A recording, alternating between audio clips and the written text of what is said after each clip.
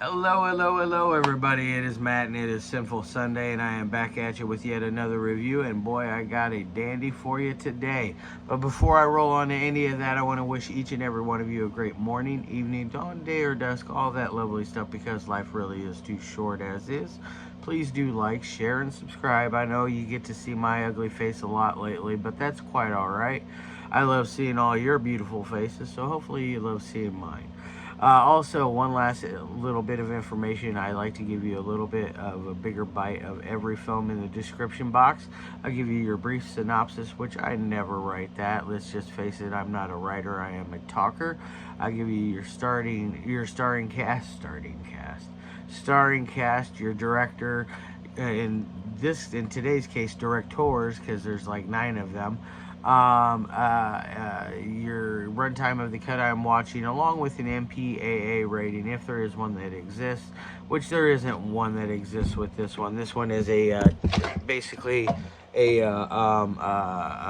grown-ups movie only. This is not for anybody of under 18, or I would say under 21, because it gets pretty gritty and raw. That is for sure. And then what else do I give you? I give you a link for a trailer or a scene from the movie itself, and then I also got you a link for where you can purchase today's movie as well, which you can get from Tetro Video, and it is none other than 2022 or 2021's Vore Gore. Yes, this is quite the anthology film. I didn't know what to expect going into this. I just kind of like, read things and heard things, and just kind of like went with what my gut instincts were on this one. Did I like it? Yes, I did. I absolutely adored this. I thought this was a lot of fun. A couple of the segments were a little slower, but all in all, it's a good movie. But before I roll on to that, what is this movie about exactly? I'm going to do this. I don't do it very often, but I'm going to read you the synopsis straight off of the back of the box, because it works easier than what I'm going to tell you, because there is 9 different segments, and each segment is just absolutely just out there in bizarro world. It's just cool stuff. But basically, voraphilia, often shortened to vore, is a paraphilia characterized by the erotic desire to consume by, or sometimes to personally consume, another person or creature, or an erotic attraction to the process of eating in general.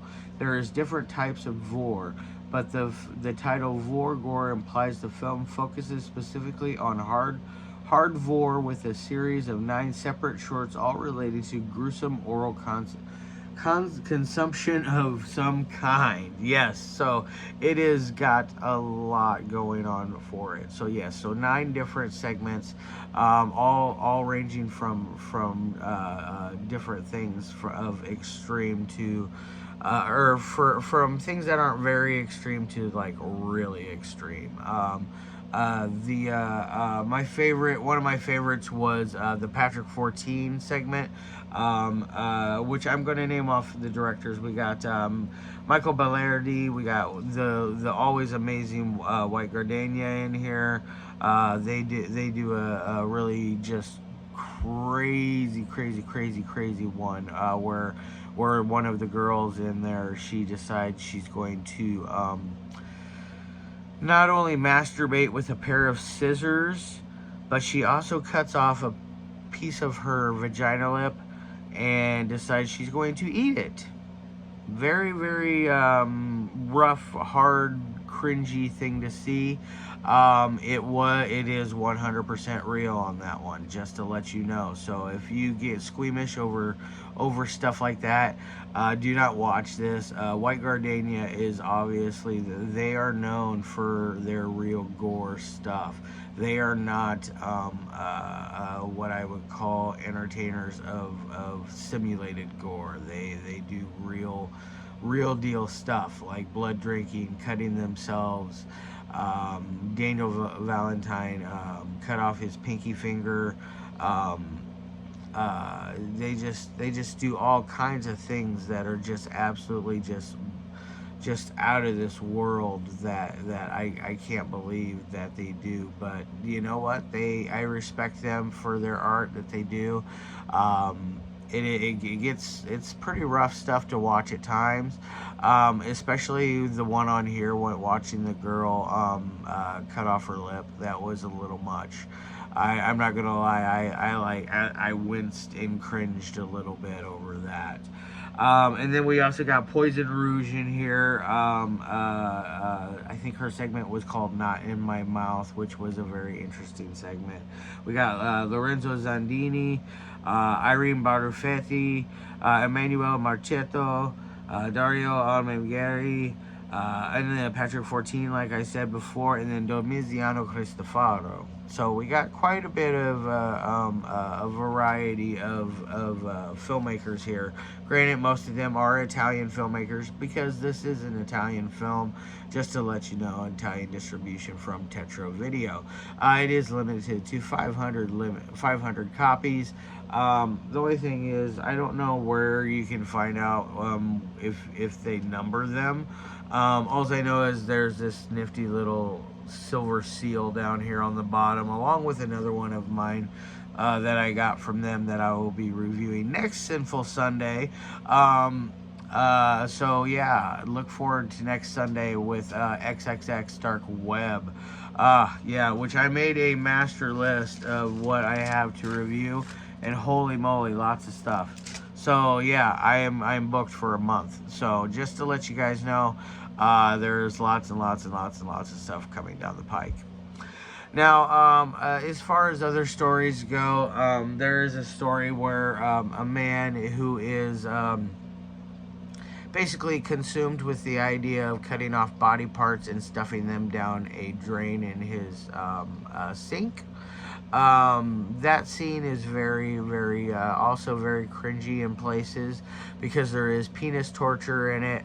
It is obviously, I'm guessing, simulated because he cuts it off.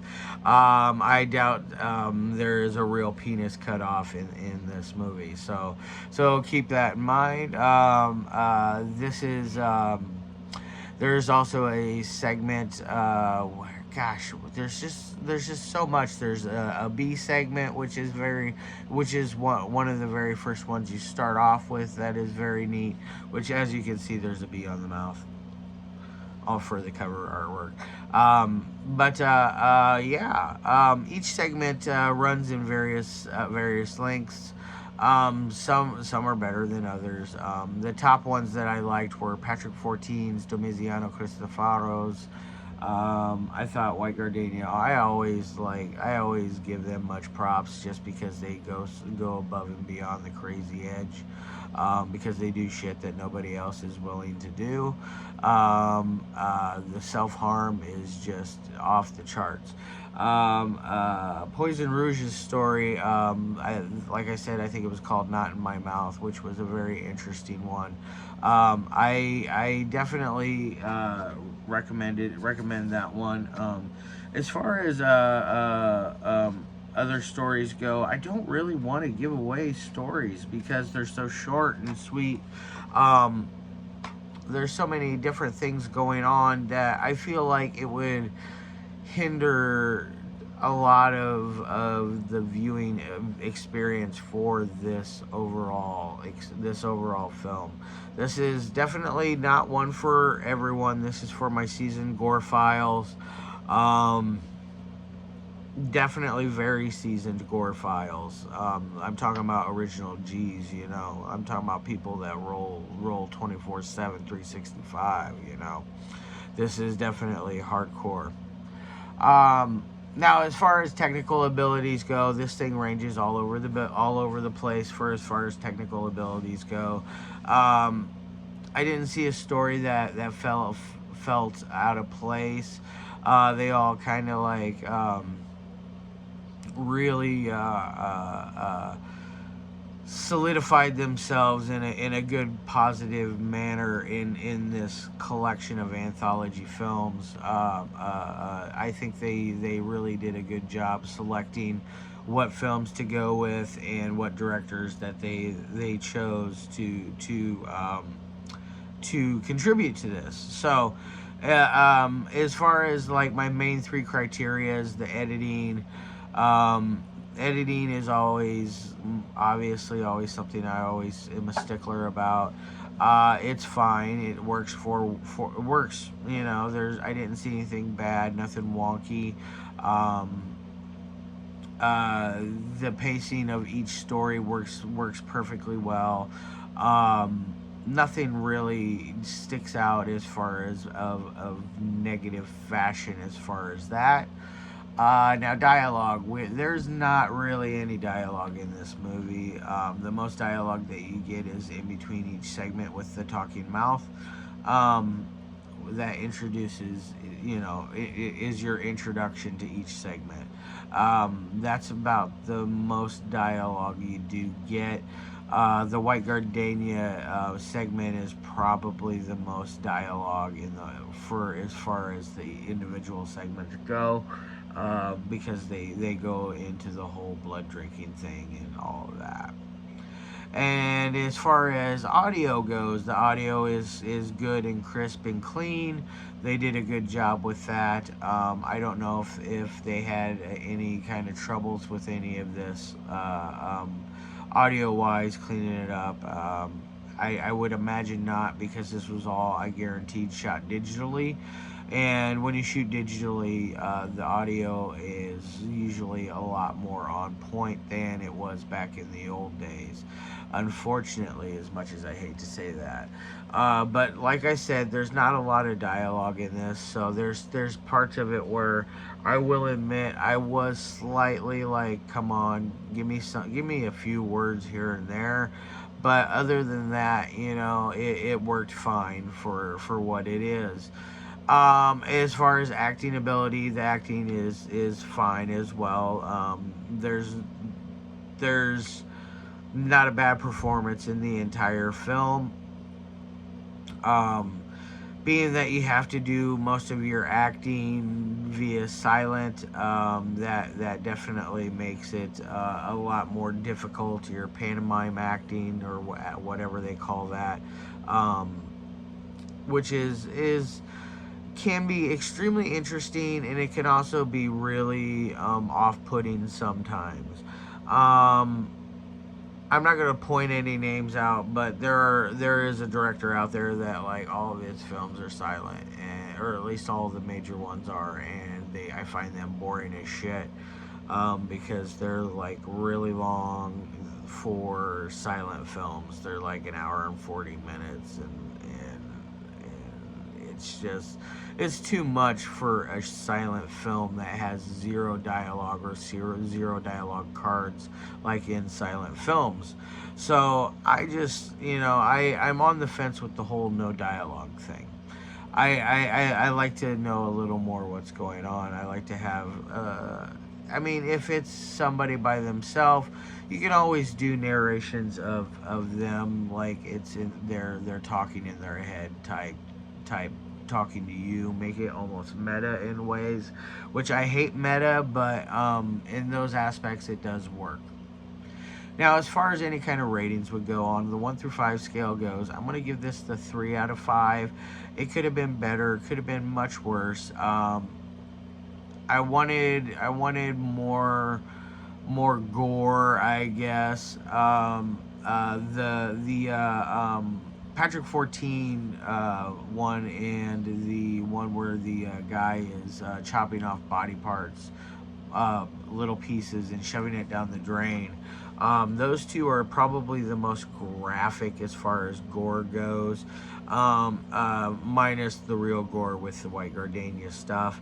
But as far as simulated gore, those two are probably the most goriest and the most funnest, I would say, out of the entire collection of shorts. So yeah, I would say 3 out of 5. That's a pretty good review for this. Like I said, next Sunday I'll be doing XXX Dark Web, and tomorrow is a special one. It's going to be The Chip. I did a sneak preview on it the other day on Facebook, so it's no secret. And then Tuesday is another fun, special one for me as well. It's going to be the Slumber Party Gore Tales. Finally. Alright, guys. I love your faces. I'm going to put this down. I'm going to get the hell out of here. I hope you guys all have a fantastic rest of your day. And I'll see you tomorrow. And as always,